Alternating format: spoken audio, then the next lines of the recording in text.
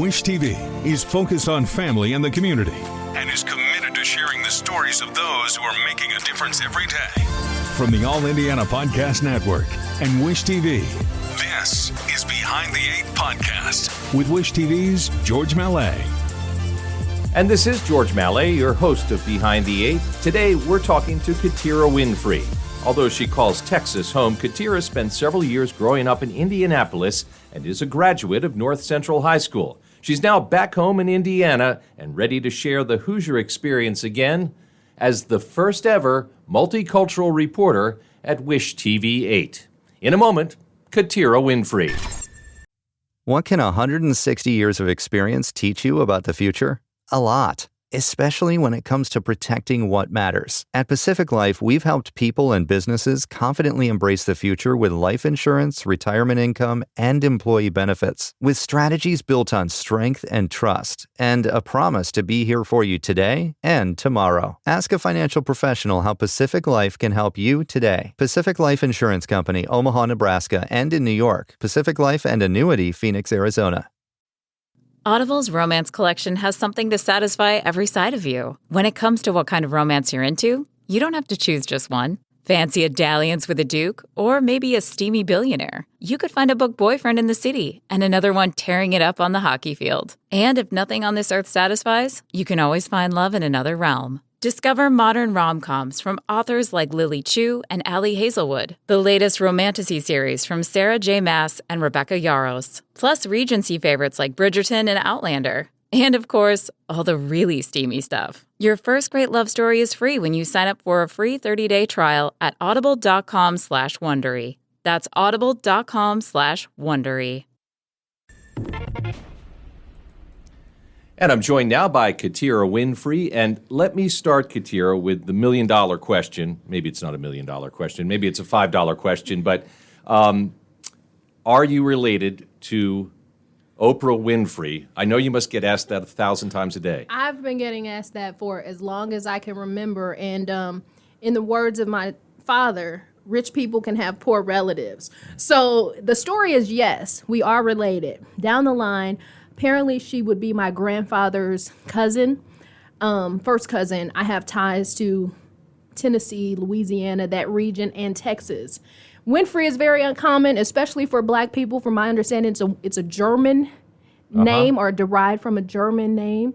So yes, we are related, but in the words of my dad, rich people can have poor relatives. Well, let's get to the Katiera Winfrey story. Yeah. Kind of walk me through how you have some roots here in Indiana, even though you were born in Texas. No, I've had a pretty rocky upbringing. So my story kind of takes me all over the place. I was actually born in Denver, Colorado. Oh, okay. Ended up in foster care and moved to Texas when I was about 4 because my dad and grandmother had to come and get my brother and I. And so I grew up mainly in Texas, but would hit rough patches with family and would end up moving back here with family who also lived here. They had relocated for work, but they also are originally from Texas. So it was like a back and forth growing up from Houston and Indianapolis. Those were the two primary places I would jump over the years.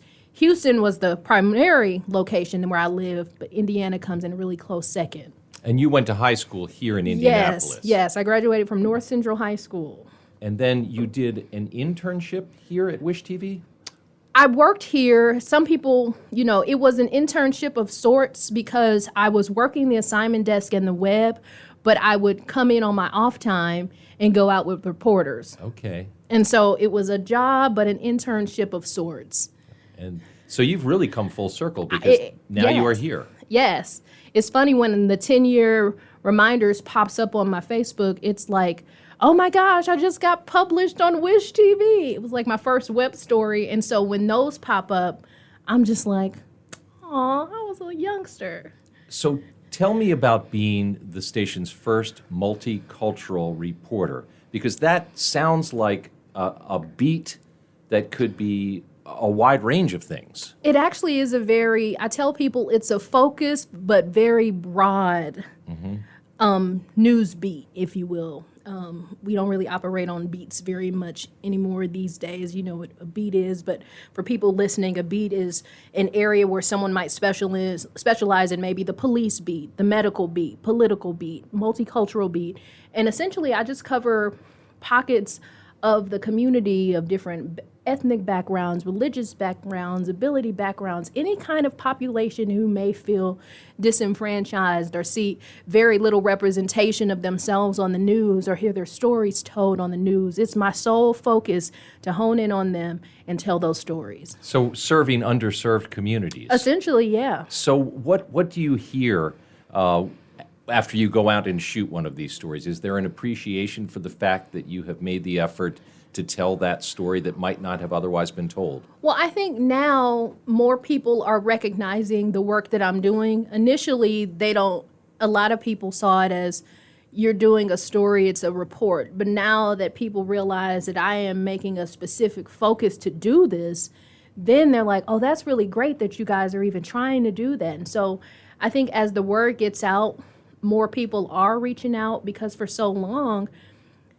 a lot of people shun the news because they didn't see themselves. But now they see that there is a path, there is a road to seeing representation of yourself on television. And now they're like, oh, well, yeah, I have a story that might be interesting, or I know this really awesome group of people that are doing X, Y, and Z.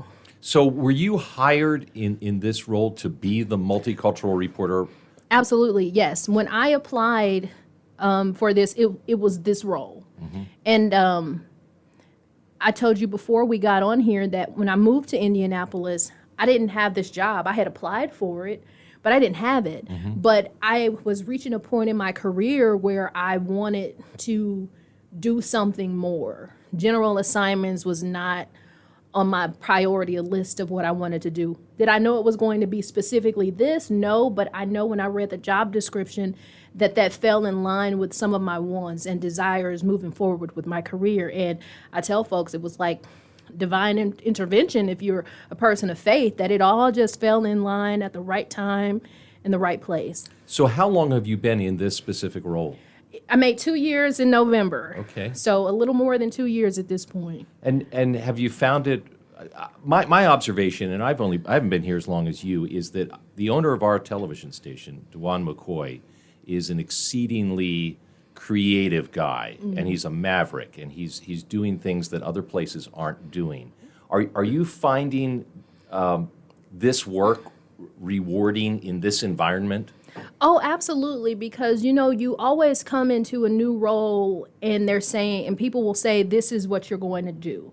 But sometimes it doesn't always play out that way. Sometimes you're still pigeonholed, or you're still held back on what you can and can't talk about, or what you can and can't do. And I feel as if I've been given a pretty broad range of what I can talk about.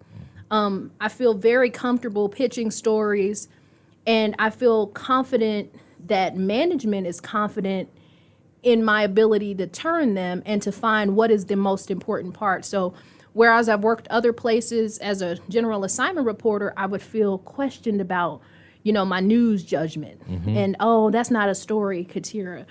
Very rarely, if ever, do I ever get that vibe. A lot of times when I bring up a story, it's an eye-opener for a lot of people in the room. And I think that's probably one of the things management had in mind when they created this. They didn't know what it was going to look like. And I'm just thankful to be able to shape what that has looked like. And, it may change down the line. But I think they've been very receptive, and I've been really grateful to be able to kind of bring up conversations that we generally wouldn't have.